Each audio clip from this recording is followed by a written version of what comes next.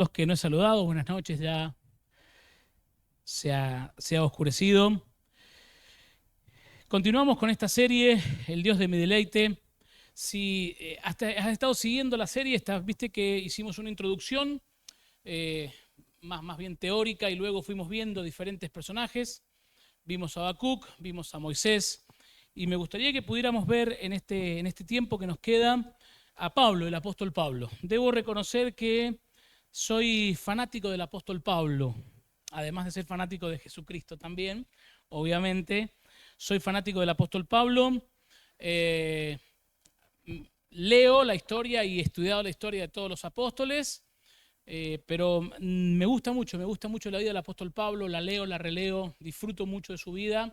Obviamente también disfruto de sus enseñanzas y me gusta mucho cómo Pablo impacta la cultura de su momento.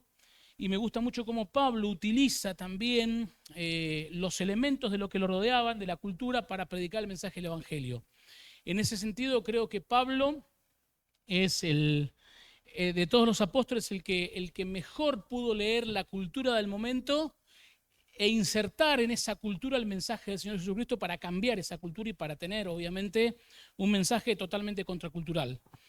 ¿Por qué digo esto? Cuando uno recuerda el discurso del apóstol Pablo allí en el Areópago, al Dios no conocido, realmente lo ves a Pablo citando poetas de la antigüedad, citando un montón de fuentes culturales y luego descargando toda su artillería con un precioso mensaje del Evangelio. Así que por eso digo, me gusta mucho Pablo y quisiera que pudiéramos ver en esta noche cómo es que Pablo se deleitaba en Dios y qué es lo que producía el deleite de Dios en la vida del apóstol Pablo. Así que vamos a ir a leer mayormente en Filipenses. Vamos a leer la mayoría de los versículos en Filipenses. Filipenses capítulo 1, versículo 12 al 14. Filipenses capítulo 1, versículo 12 al 14. Dice la palabra de Dios así: además, mis amados hermanos, quiero que sepan que todo lo que me ha sucedido en este lugar ha servido para difundir la buena noticia.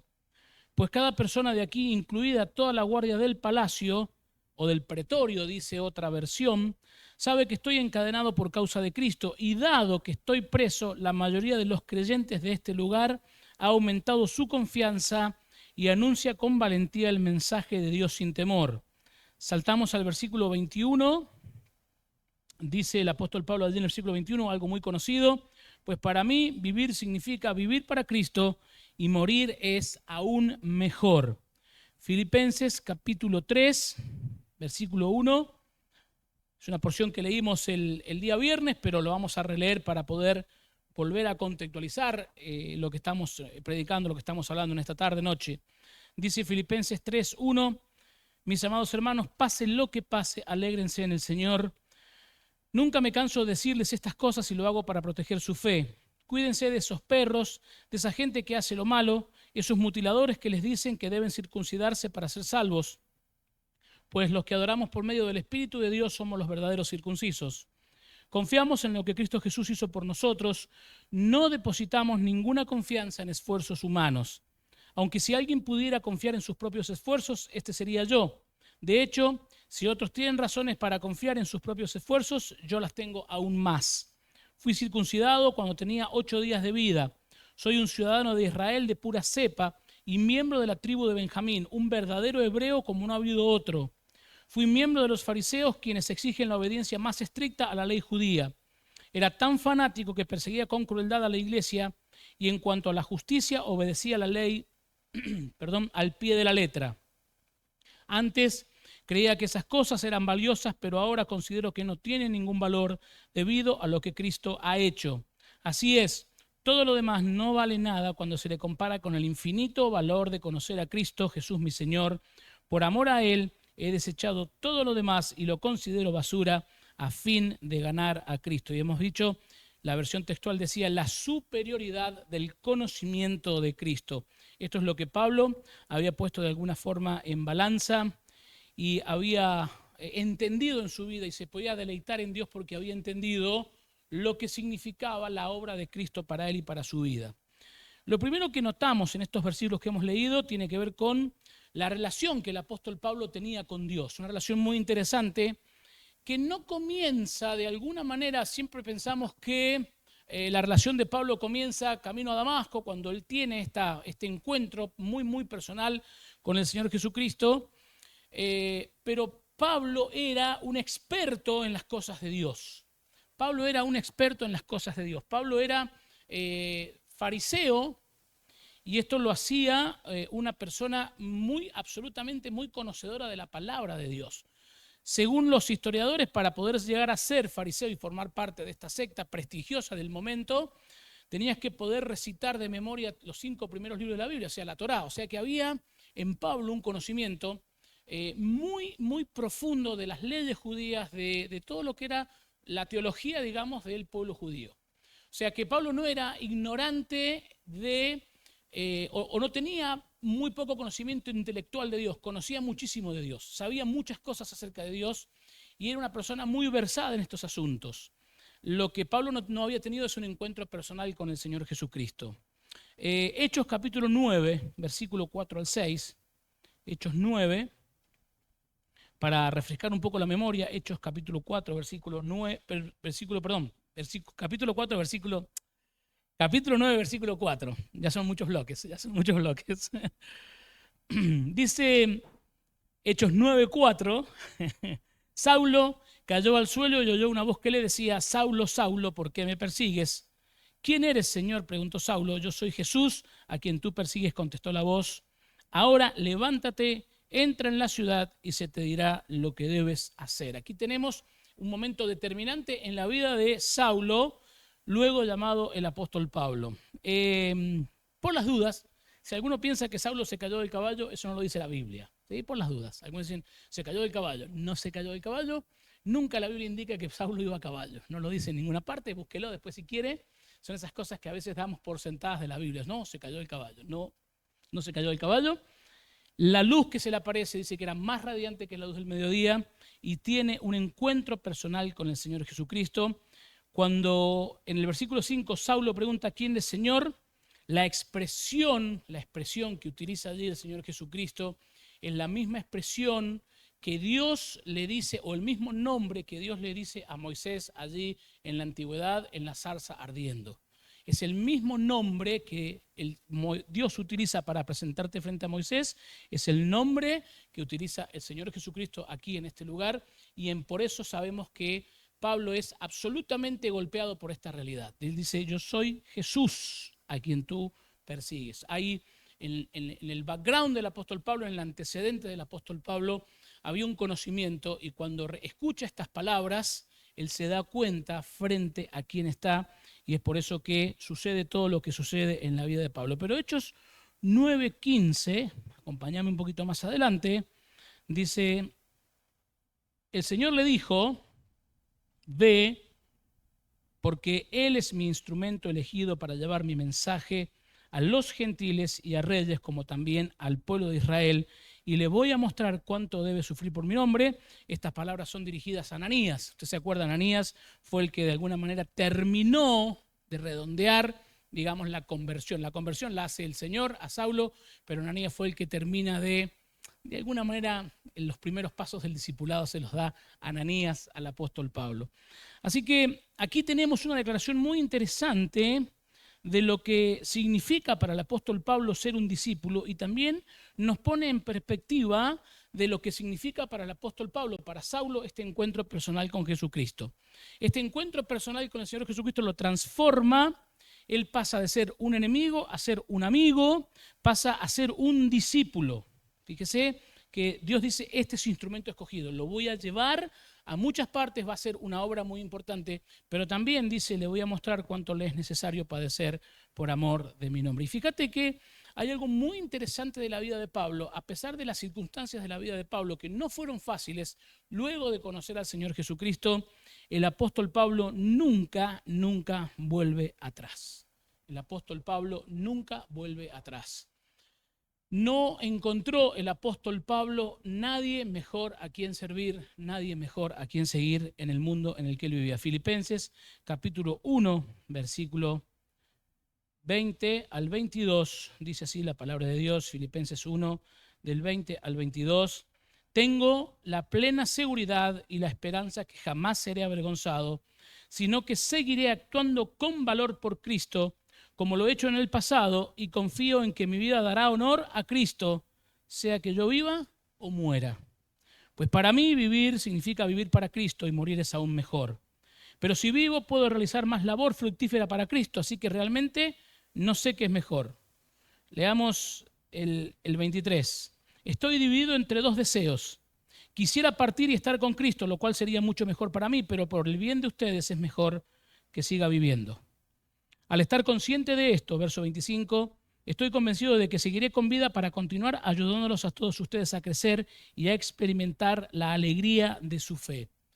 John Piper, este autor tan interesante, escribe un libro que se llama Viviendo por fe en la gracia venidera, y en ese libro, tocando esta porción, dice, no es una cuestión doctrinal ni teológica, pero él dice, daría la impresión de que los cristianos solamente mueren cuando Dios ha terminado de hacer la obra que tenía destinada para ellos.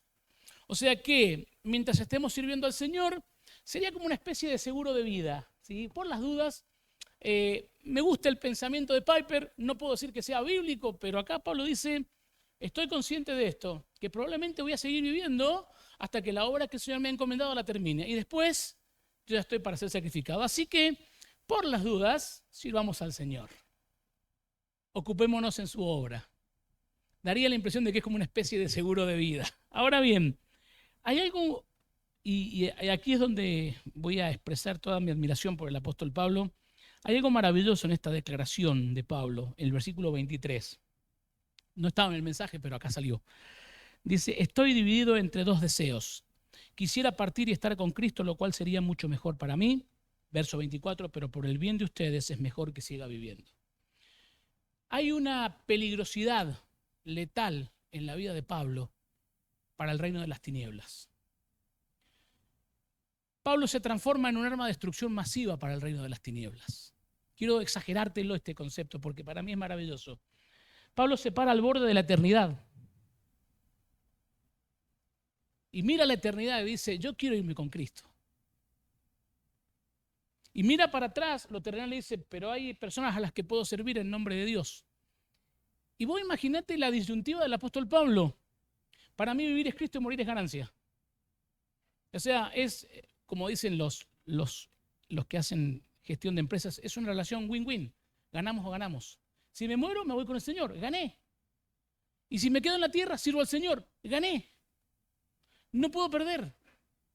Pablo se despoja de todo lo que era valioso para su vida en ese momento, lo vamos a ver, después lo leímos recién en Filipenses capítulo 3, y cuando una persona, un cristiano, un hijo de Dios, se despoja de todo y abraza la causa de Cristo, se vuelve, como te decía, un arma de destrucción masiva para las tinieblas. ¿Por qué? Porque no tenemos nada que perder. No temeré lo que me pueda hacer el hombre, Dios está conmigo. ¿Qué puedo perder si invierto mi vida en las cosas de Dios? ¿Qué puedo perder si invierto mi vida en el mensaje del Evangelio, en predicar el Evangelio, en hacer discípulos? ¿Qué es lo que puedo perder? Nada, iglesia, nada, tenemos todo para ganar. Por eso yo me lo imagino a Pablo, mira, esta es la imagen que tengo hace muchos años de Pablo, parado al borde de la eternidad y con un dilema en su corazón. No había miedo a la muerte, no había miedo al sufrimiento. Había un deseo profundo de estar con Cristo o servir a Cristo. Morir es mejor, me voy con Cristo. Pero veo la iglesia, veo cuántos pueblos todavía no han sido evangelizados, veo cuántas ciudades no han llegado. Entonces, por el bien de los cristianos me quedo, dice Pablo, porque esa es la sintonía que tenía con el Señor. Pero me parece maravillosa esta disyuntiva en la vida de Pablo. ¿Cuántos de nosotros anhelamos tener esta disyuntiva? ¿Vivir para Cristo o morir para Cristo? De las dos formas gané. Que realmente podamos entender lo que significa ser un discípulo de Cristo. Pablo se había transformado en un discípulo de Cristo. Pablo era un seguidor de Jesús. Y ¿sabés, iglesia, cuál es la característica principal de los que siguen al Señor Jesús? Que le siguen. Tan sencillo como eso. ¿Dónde va el Señor Jesús? Van los seguidores del Señor Jesús. Lo que el Señor Jesús ordena, los seguidores obedecen. Donde el Señor Jesús los envía, ellos van. Te hago una pregunta. ¿Estás seguro que estás en el lugar correcto? Mira, frente a nuestra falta de obediencia ante los mandatos de Dios y ante el envío que Dios hace a la misión, muchas veces hemos inventado un concepto muy lindo, muy interesante, la procrastinación. ¿La has escuchado? ¿Sabes lo que es procrastinar? ¿Sabes lo que es procrastinar? Se lo voy a decir en términos bíblicos, es desobedecer en cuotas. Procrastinar es desobedecer en cuotas. No obedecer la voz de Dios, no obedecer el mandato de Dios es desobedecer en cuotas. ¿Dónde te ha dicho el Señor que tenés que estar? ¿Hoy acá en el hornero? Bien. ¿Estás dando tu 100% en el hornero? No, lo que pasa es que mi trabajo, que esto, que lo otro. Tengo un sobrinito de unos 6 años, 7 años que cuando se enoja dice, no, lo que pasa es que esto, que lo otro. Nunca nadie sabe qué es que esto, que lo otro. Igual que muchos de nosotros y nuestras excusas. Si sos seguidor de Jesús, si soy seguidor de Jesús, voy a donde Jesús me manda. ¿Qué es lo que el Señor ha propuesto para tu vida este 2026? ¿Ya te encaminaste? ¿Ya te estás pertrechando? ¿Ya estás preparando las herramientas para hacer la voluntad de Dios en este 2026? ¿O todavía estás viendo de qué manera, de qué forma? Lo que pasa es que Señor, primero deja que entierre a mis padres. No, Señor, que tengo esto. No, Señor, que tengo lo otro. Queridos, tenemos que entender que necesitamos tener esta visión del discipulado que tenía el apóstol Pablo. Dejó todo lo que para Pablo era ganancia, todo lo que para Pablo era valioso en su vida. Cuando encuentra a Jesús y encuentra la perla de gran precio, deja todo lo que tiene y abraza la causa de Jesús y nunca vuelve atrás. Pablo nunca claudicó en su misión porque había entendido lo que significaba ser un seguidor de Jesús. Iglesia querida, ¿estamos arrancando para el lado que Jesús quiere?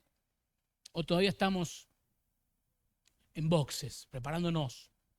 Mire, hay una imagen, una historia muy interesante que dice que muchas veces la iglesia se parece a un grupo de granjeros que todos los domingos se juntaban en la casa de uno de ellos y limpiaban sus herramientas. Limpiaban los tractores, limpiaban las rejas del arado, afilaban las herramientas y conversaban acerca de cómo se plantaba mejor y cómo esperar la cosecha y métodos de labranza y métodos de crianza y todo esto lo hablaban el domingo y el lunes las herramientas guardadas en el galpón y cada uno hacía su vida porque ninguno de ellos plantaba absolutamente nada. No vaya a ser que nos pueda pasar esto como iglesia. Y vuelvo a insistir con este concepto, la iglesia no son estas paredes. Estas paredes no se van a mover a ningún lado, salvo que venga un buen terremoto y sacuda San Luis. Esto va a quedar así. Y la iglesia se va a ir al cielo y el templo va a estar acá. Pero ¿realmente nos hemos transformado en seguidores de Jesús? ¿O todavía estamos viendo qué hacemos? Todavía estamos viendo qué hacemos. Muchas veces le echamos la culpa a la voluntad de Dios de lo que nos pasa, cuando en realidad es una consecuencia, lo decíamos el otro día, de nuestras malas decisiones.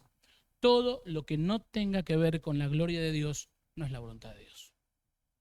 Francis Chan, un pastor y predicador norteamericano, dice una frase muy interesante, no sé si es de él, pero me gustó cuando la leí en un libro, dice, no hay nada más triste para un cristiano que ser exitoso en aquellas cosas que no glorifican a Dios. ¿Sabes que podés ser exitoso en tu vida comercial, en tu vida secular, tener una buena profesión, un buen trabajo, alcanzar un montón de cuestiones que son envidiables para los seres humanos y que pueden parecer a primera vista que son, wow, mirá cómo lo bendice Dios, qué impresionante. Pero nada de lo que estás haciendo está relacionado con la gloria de Dios. Entonces, me gusta mucho esta frase de Francis Chan cuando dice, no hay nada más triste para un cristiano que ser exitoso en aquellas cosas que no glorifican a Dios, porque no estamos entonces siendo realmente los discípulos que necesitamos ser.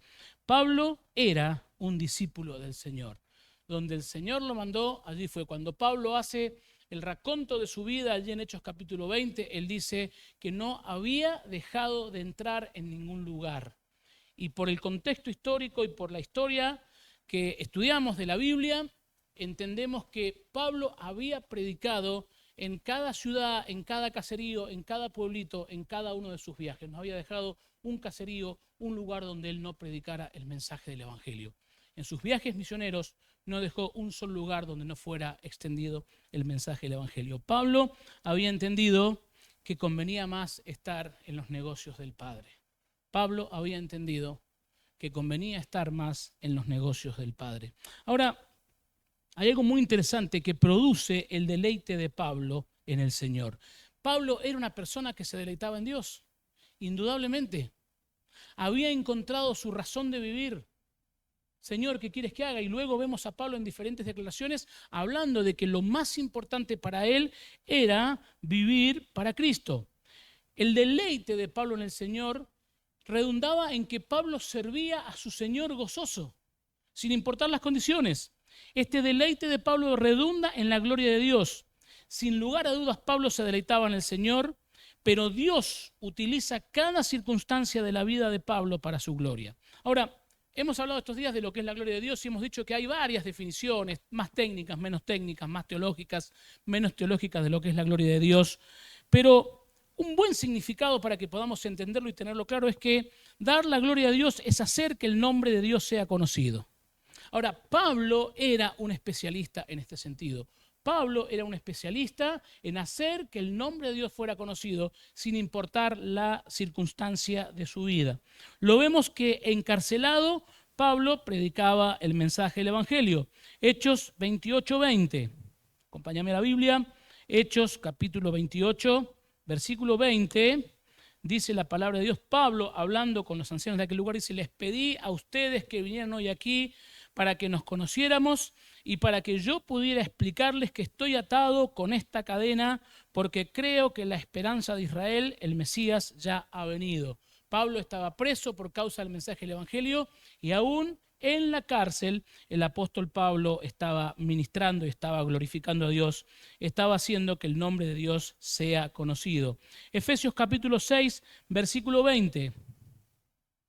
Efesios capítulo 6, versículo 20, dice la palabra de Dios, ahora estoy encadenado, pero sigo predicando este mensaje como embajador de Dios. Así que pidan en oración que yo siga hablando de él con valentía como debo hacerlo. No, Pablo, hay un error, te equivocaste. Vos tenés que pedir a los hermanos que te liberen. En otro momento sí lo pide. Cuando dice, oren para que sea liberado, para que pueda ir a verlos. Filemón. Pero en este momento uno podría pensar en términos humanos, estoy preso, tengo varias iglesias que me conocen, que están orando por mí, ¿qué voy a pedir? Y que me liberen. Pero Pablo no estima su libertad como un bien, todo lo contrario. Dice, piden oración que yo siga hablando de él con valentía como debo hacerlo. ¿Podemos entender la dimensión de la fe de Pablo y de cómo Pablo se deleitaba en el mensaje que él predicaba? No pide que lo liberen. Piden que en la cárcel, Pablo pide que en la cárcel él pueda seguir predicando el mensaje del Evangelio. Filipenses, capítulo 1, ¿sí? Versículos 12, lo leímos recién. Dice, además, mis amados hermanos, quiero que sepan que todo lo que me ha sucedido en ese lugar ha servido para difundir la buena noticia. Dios se glorifica en medio de nuestras circunstancias cuando nosotros nos deleitamos en Dios a pesar de las circunstancias. Todo lo que me ha sucedido en ese lugar ha servido para difundir la buena noticia. Pues cada persona aquí, incluida toda la guardia del palacio, sabe que estoy encadenado por causa de Cristo. Y dado que estoy preso, la mayoría de los creyentes de este lugar ha aumentado su confianza y anuncia con valentía el mensaje de Dios sin temor. Imagínate al apóstol Pablo encadenado con un guardia romano en la puerta de la cárcel, en la puerta del calabozo, y Pablo se le asoma a la puerta y le dice, ¿sabes que Dios te ama? ¿Te podés imaginar esta escena? Y al que le venía a traer la comida, ¿sabes que Dios te ama? Encadenado. Estaba predicando el mensaje del Evangelio. Dice, y aún toda la guardia del palacio, o sea, los guardias, y estamos hablando, fíjese que la textual, dice que, en la Biblia textual dice el versículo 13 de Filipenses 1, de tal manera que mis prisiones por Cristo ya son ya bien conocidas en todo el pretorio y a todos los demás. Pablo le estaba predicando el Evangelio a sus carceleros. Porque Pablo no pertenecía a un reino terrenal. Pablo pertenecía a un reino espiritual, era soldado de un reino espiritual. Como te digo, quiero usar esta expresión para que se te grabe. Y esto tiene copyright, esta frase la escuchaste de mí. Pablo se había convertido en un arma de destrucción masiva para el reino de las tinieblas. No había nadie a quien Pablo no fuera a predicar el mensaje del Evangelio. Ahora, fíjate qué interesante. Lo segundo que sucede a partir de esta vehemencia de Pablo para predicar el mensaje del Evangelio es que los cristianos del lugar, al escuchar que Pablo estaba preso y en vez de estar llorando, gimoteando, gimiendo, lamentándose de su pobre suerte, diciendo, ay, ¿por qué Dios no se acuerda de mí? Estaba ocupado en lo que tenía que estar ocupado, que era predicar el mensaje del Evangelio. Entonces la iglesia alrededor se anima. ¿Y qué sucede? Se contagia la actitud de Pablo y todos comienzan a predicar con denuedo la palabra de Dios. Comienzan a ministrar, comienzan a testimoniar lo que Dios puede hacer. Dios puede cambiar vidas, Dios puede resucitar a los muertos, Dios puede sacar de las tinieblas. ¿Por qué? Porque un hombre decidió seguir a Cristo, decidió deleitarse en la persona de Cristo y decidió glorificar el nombre del Señor. Ahora, hay una consecuencia muy interesante. Filipenses, capítulo 4, versículo 22, dice, los demás del pueblo de Dios también les envían saludos, en particular los de la casa de César. ¿Sabes quién es este César?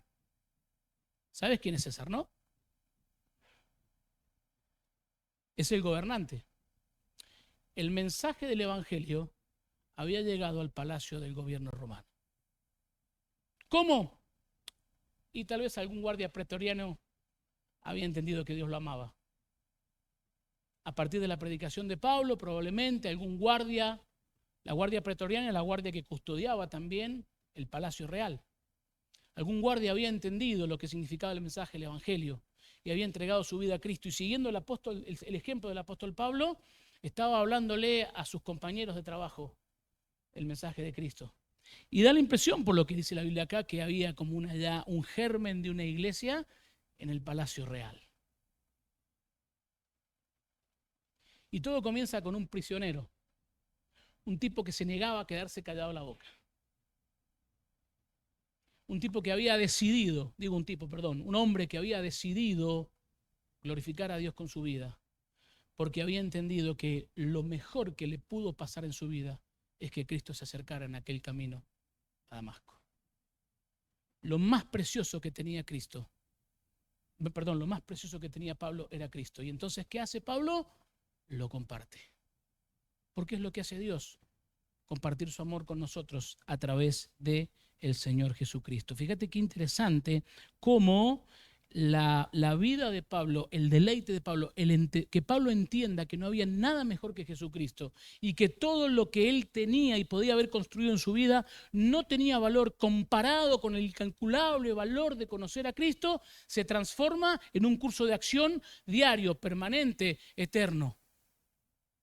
Y Pablo dispone su vida y dispone su corazón para predicar el mensaje del Evangelio. Y quiero decirte algo, cuando la iglesia dispone su corazón para predicar el Evangelio, vidas cambian. Queridos, cuando la iglesia trabaja para Cristo, la eternidad de las personas que nos rodean cambia. Pasan de muerte a vida, pasan de tinieblas a luz.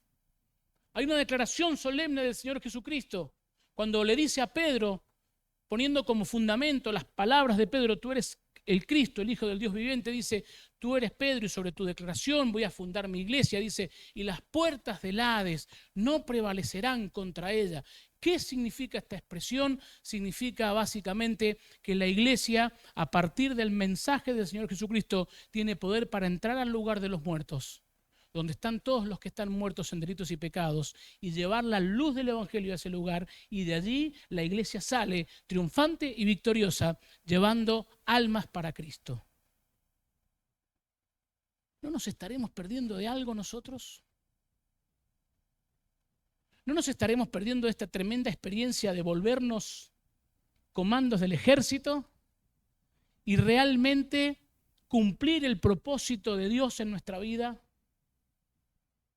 Y plantarnos como Pablo, al borde de la eternidad. Para mí el vivir es Cristo y el morir es ganancia. Señor, mientras estoy aquí en la tierra, te voy a servir. Y cuando vos digas, estoy listo para irme. Pero mientras tanto, te voy a servir. Ahora, ¿has escuchado la expresión no hay dos sin tres? ¿Has escuchado alguna expresión cuando dicen, no hay dos sin tres? Cuando esta expresión tiene que ver con esto de que estábamos esperando que esto pasara, no hay dos sin tres. Bueno, quiero decirte que en la vida de Pablo no hay tres sin dos. Y quiero explicarte lo que estoy diciendo, porque ya se volvió loco, empezó a desvariar, lleva mucho tiempo predicando. No. Filipenses capítulo 3, versículos 7 y 8. Acompáñame allí. Filipenses capítulo 3, versículos 7 y 8. Dice la palabra de Dios. Pablo ya habló de su pasado, de sus méritos y de sus merecimientos y dice, antes creía que esas cosas eran valiosas, pero ahora considero que no tienen ningún valor debido a lo que Cristo ha hecho. Así es, todo lo demás no vale nada cuando se le compara con el infinito valor de conocer a Cristo Jesús mi Señor. Por amor de Él he desechado todo lo demás y lo considero basura a fin de ganar a Cristo. Lo considero basura a fin de ganar a Cristo. ¿Qué es lo que Pablo había entendido? ¿Qué es lo que Pablo sabía? ¿Qué es lo que Pablo había encarnado en su vida? Filipenses 2. Acompáñame a Filipenses capítulo 2, versículo 5 al 11. Filipenses capítulo 2, versículo 5 al 11.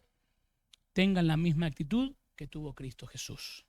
Aunque era Dios, no consideró que el ser igual a Dios fuera algo a lo cual aferrarse. En cambio, renunció a sus privilegios divinos, adoptó la humilde posición de un esclavo y nació como un ser humano cuando apareció en forma de hombre. Se humilló a sí mismo en obediencia a Dios y murió en una cruz como morían los criminales.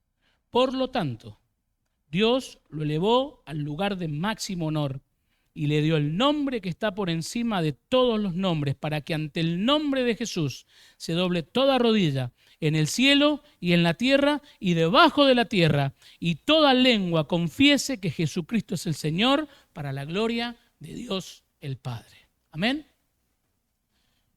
No hay tres en la vida de Pablo si no hubo dos en la vida de Pablo. Y me refiero a los capítulos de Filipenses.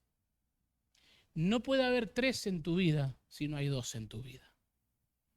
No puedo imitar la conducta de Pablo en Filipenses capítulo 3 si no puedo contemplar al Señor en Filipenses capítulo 2 y rendirme a sus pies. Rendirme incondicionalmente. Señor, yo soy un pecador. El peor de todos. Yo te necesito en mi vida, Señor. Y cuando Cristo hace la obra en nuestra vida es cuando realmente podemos entender lo valioso que es Cristo, iglesia, lo valioso que es Cristo. Toda lengua confiese que Jesucristo es el Señor, para gloria de Dios el Padre.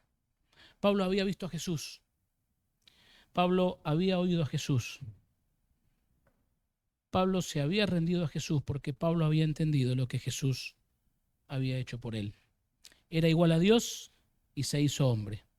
Filipenses capítulo 2, versículos 5 al 8, lo que acabamos de leer. Rebe, era rico y se hizo pobre. 2 Corintios 8, 9.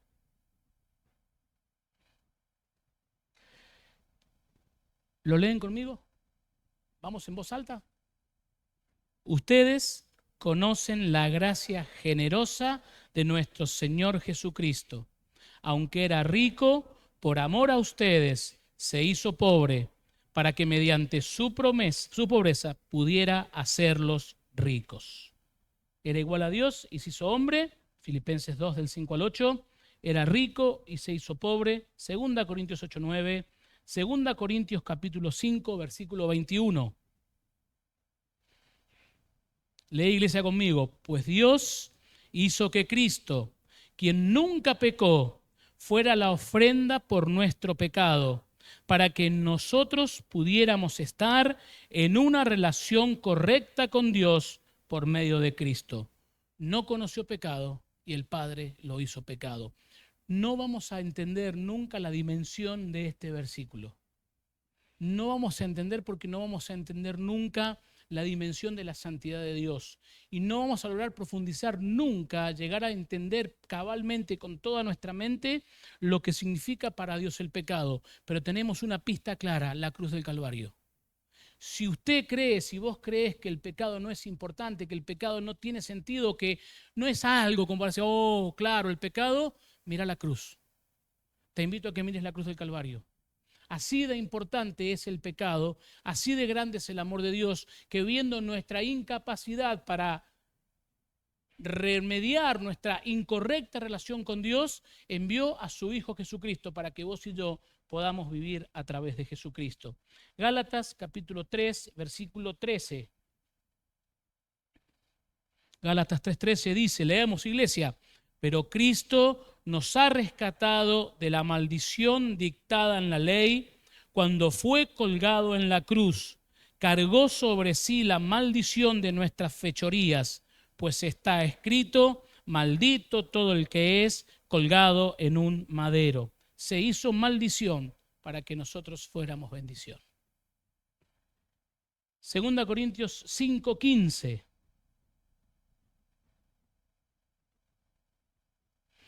Él, ¿me siguen? Él murió por todos para los que reciben la nueva vida de Cristo, ya no vivan más para sí mismos, más bien vivirán para Cristo, quien murió y resucitó por ellos. Murió en la cruz del Calvario para que nosotros podamos vivir por Él. Primera Pedro, capítulo 3, versículo 18. No me dejes solo, iglesia. Primera Pedro 3:18 dice, Cristo sufrió por nuestros pecados una sola vez y para siempre. Él nunca pecó, en cambio murió por los pecadores para llevarlos a salvo con Dios. Sufrió la muerte física, pero volvió a la vida en el Espíritu. Todo esto pudo contemplar el apóstol Pablo en la persona del Señor Jesucristo. Y lamentablemente muchos de nosotros a veces estamos dándole más valor a lo terrenal que a lo espiritual. Pablo es una persona que se había despojado absolutamente de todo. Y podemos decir, es cierto, podemos decir, bueno, pero Pablo tenía un llamado especial. Pablo había sido llamado y desde el vamos, allí en Hechos capítulo 9, versículo 15, desde el vamos ya sabemos que Pablo iba a sufrir. Pablo sabía que tenía que sufrir. Algunos dirán, bueno, Pablo iba a sufrir porque había maltratado a los cristianos. No me satisface totalmente esa respuesta. Puede ser una respuesta correcta, no me satisface totalmente esa respuesta. Pero Pablo había aprendido a deleitarse en Dios aun cuando las circunstancias no eran favorables. Pablo había aprendido a deleitarse en el Señor aun cuando la economía no era favorable. He aprendido a contentarme cualquiera sea mi situación. Sé vivir en escasez y sé vivir en abundancia. Por todo y para todo estoy enseñado. Cuando la cuestión económica se puso media peliaguda, ¿qué hizo Pablo? Volvió a su viejo oficio, empezó a hacer carpas y las vendía. Lo importante era encontrar los medios para realmente poder cumplir el propósito de Dios en su vida. Que él tuviera realmente el propósito de Dios en su vida completo. Ahora, iglesia querida, ¿qué hay en nosotros muchas veces en este tiempo que estamos tan atados a lo terrenal? Tal vez hemos dejado, recién hablamos con un hermano, hemos dejado de hablar de la segunda venida de Cristo. ¿Cuánto tiempo hace que no escuchamos un mensaje acerca de la segunda venida de Cristo? ¿Cuánto tiempo hace que no nos recordamos mutuamente que nosotros somos ciudadanos del cielo? Que nuestro destino final no es la tierra, nuestro destino final es el cielo donde está Jesús. ¿Cuánto tiempo hace que nosotros no estamos hablando de la expectación que tenemos de que Cristo venga a buscarnos? ¿Cuánto, y quiero decir esto, y lo quiero decir con mucho temor y con mucho respeto por todos los que me escuchan, me ha tocado hablar con personas, cristianos de muchos años, que están pasando por enfermedades muy graves, terminales algunas de ellas, y algo que me ha sorprendido es que me dicen y me confiesan con mucha tristeza y con mucho temor y con mucha vergüenza que le tienen miedo a la muerte. Y uno tiene dos formas de reaccionar. Se escandaliza y dice, pero ¿cómo le tenés miedo a la muerte? Y obviamente desde el lugar de la salud de uno, que no tiene un problema tan grave como ese, es fácil juzgar al que le tiene miedo a la muerte. No me quiero morir. Le tengo miedo a la muerte. Y la otra es pensar realmente en mi persona frente a este hecho tan difícil de la muerte, de enfrentar la muerte. ¿Qué queda? ¿Qué estoy esperando de esta vida? ¿Qué estoy esperando, iglesia, de esta vida? No puede haber en mi vida 3 sin 2. Para que ante el nombre de Jesús se doble toda rodilla y toda lengua confiese que Jesucristo es el Señor, para la gloria de Dios el Padre. Hay 2 momentos en la historia de la humanidad en que vamos a tener que arrodillarnos frente a Cristo. Del tiempo o del momento en que nos arrodillemos frente a Cristo depende el destino de nuestra alma. Puedo hacerlo hoy, entender que soy un pecador, que no merezco absolutamente nada de parte de Dios, rodilla al piso, literalmente decir, Señor, creo que eres mi Señor y mi Salvador. Creo que has resucitado, creo que estás vivo y que entregaste tu vida para perdonar mis pecados. Te confieso públicamente como el Señor de mi vida. Y vas al cielo. O también esperar hasta el final de la historia, porque viene el final de la historia, ¿eh? Te lo dije el otro día, la historia de la humanidad tiene obsolescencia programada. Un poeta contemporáneo, el siglo pasado, solamente los que escuchaban música en castellano lo van a saber, decía, el tiempo se acaba, el siglo se va, frenética avanza la era nuclear. Ahora saben que soy muy viejo, ahora se dieron cuenta que soy muy viejo. El fin se acerca, iglesia. Y en un momento de la historia, toda rodilla se va a doblar y toda lengua va a confesar que Jesucristo es el Señor. Pero si lo haces en aquel momento, la condenación está a la vuelta de la esquina. ¿Qué debo hacer? ¿Cómo puede haber 3 en mi vida si no hay 2? No hay forma. Si no me he rendido a Cristo, no hay manera. Si Cristo no es el Señor de mi vida, pero el Señor de mi vida implica lo que hacía Pablo. Donde el Señor lo mandaba, Pablo iba. Lo que el Señor le decía que dijera, Pablo lo decía. Donde el Señor lo ponía, Pablo predicaba el Evangelio. Cada circunstancia de la vida de Pablo glorificaba el nombre de Dios. ¿Está cada circunstancia de mi vida glorificando el nombre de Dios? Y Adrián, lo que pasa es que vos no conocés mi vida. ¿Está bien? Puede ser. No tengo que conocer yo tu vida. Es Cristo que Él te conoce.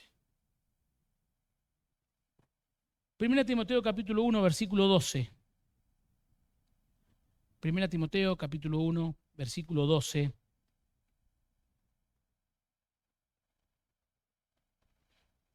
Dice la palabra de Dios. Fíjate qué interesante. En el subtítulo dice, gratitud de Pablo por la misericordia de Dios. Gratitud de Pablo por la misericordia de Dios. Le doy gracias a Cristo Jesús, nuestro Señor, quien me ha dado fuerzas para llevar a cabo su obra. Él me consideró digno de confianza y me designó para servirlo. A pesar de que yo antes blasfemaba el nombre de Cristo en mi insolencia, yo perseguía a su pueblo, pero Dios tuvo misericordia de mí, porque lo hacía por ignorancia y porque era un incrédulo. Oh, qué tan generoso y lleno de gracia fue el Señor, me llenó de la fe y del amor que provienen de Cristo Jesús. La siguiente declaración es digna de confianza y todos deberían aceptarla. Cristo Jesús vino al mundo para salvar a los pecadores, de los cuales yo soy el peor de todos. Pero Dios tuvo misericordia de mí para que Cristo Jesús me usara como principal ejemplo de su gran paciencia con aún los peores pecadores. De esa manera, los otros se darán cuenta de que también pueden creer en Él y recibir la vida eterna. Que todo el honor y toda la gloria sean para Dios por siempre y para siempre. Él es el Rey eterno, el invisible que nunca muere. Solamente Él es Dios. Amén. Esto es lo que había entendido Pablo. No había nada mejor en su vida. No había nadie mejor en su vida. No había nada a dónde volver, porque todo lo había desechado. Vuelvo a insistir con esta imagen. Pablo se para al borde de la eternidad y abraza a Cristo y abraza a la iglesia. Y donde Dios lo pusiera, iba a estar absolutamente bien. Él iba a estar absolutamente bien. Lamentaciones, capítulo 1, versículo 12. Dice, ¿no les importa nada ustedes que pasan por aquí? Miren a su alrededor y vean si hay otro sufrimiento como el mío, que el Señor descargó sobre mí cuando estalló en ira feroz. Iglesia querida, necesitamos volver a mirar la cruz, necesitamos volver a estudiar lo que significó para el Señor Jesucristo la cruz del Calvario. Cuando decimos, el que no conoció pecado, por nosotros se hizo pecado, es literal. La persona más santa, más pura, más justa, muere por los pecadores. Mire, si hay una injusticia que se realizó en el mundo, la única vez que en la historia de la humanidad murió un justo por los injustos fue en la cruz del Calvario. Después no hay más. Pero yo soy bueno, no lo suficiente. Pero yo soy buena persona, yo hago bien, no lo suficiente, no te alcanza. Porque las demandas de la santidad de Dios son altísimas. Y necesitamos alguien que nos eleve hasta el Padre. Y ese alguien es el Señor Jesucristo, muriendo en la cruz del Calvario, sufriendo por todos nosotros. ¿Qué vamos a decir cuando entremos al cielo? ¿Qué vamos a decir cuando entremos al cielo? ¿Por qué estás acá? No, porque yo creí. No, porque yo fui a la iglesia y cuando hicieron la oración levanté la mano. Cuidado con la oración del pecador, Cuidado con la oración del pecador. No, porque yo. Mirá, hay un teólogo que me gusta mucho que dice, la única respuesta posible en la puerta del cielo va a ser por Él. Solo por Él. Como el ladrón de la cruz, cuando llegó al cielo, le dijeron, ¿por qué estás acá? Malo, pecador, pervertido, deshonesto, asesino, ladrón. Ni una buena tenía el ladrón de la cruz. ¿Por qué estás acá? Y el ladrón de la cruz dice, porque el hombre de la cruz del medio me dijo que podía venir. Y el apóstol Pablo había entendido eso. No sé si ustedes han visto la película Pablo, el apóstol, la dieron en Netflix mucho tiempo, una película muy interesante, muy bíblica, me gustó mucho. Y durante mucho tiempo me preguntaba siempre yo cuál era el aguijón en la vida de Pablo. Y la película, no sé si la han visto, se las voy a spoilear, siento mucho. En la película hay una propuesta de solución a esto del aguijón en la carne. La Biblia no nos dice cuál era el aguijón en la carne, si era físico, era neurológico, no lo dice, por una cuestión de que nos sintamos todos identificados con eso. Pero en la película vas a ver que cada tanto Pablo tenía visiones de las personas que él había matado, cuando no era un hijo de Dios. Niños, mujeres, hombres, que se acercaban corriendo hacia él y él tenía miedo de esas personas porque él sabía que les había hecho daño. Y es muy recurrente en la película las imágenes de esa visión que tenía Pablo. Y los autores de la película proponen que este era el aguijón en la carne. Lo torturaba esa visión de las personas que él había asesinado. Cuando termina la película, vemos al apóstol Pablo llegando al cielo. Y esa gente que él había matado corriendo, no para lastimarlo, sino para recibirlo. Y me encantó este final, sinceramente me encantó. No sé cuán correcto teológicamente será el final de la película. Es una película, entiéndalo como una película. Estudie la Biblia, veas película, pero estudie la Biblia. Pero me gustó pensar en esta porción que leímos de 1 Timoteo capítulo 1.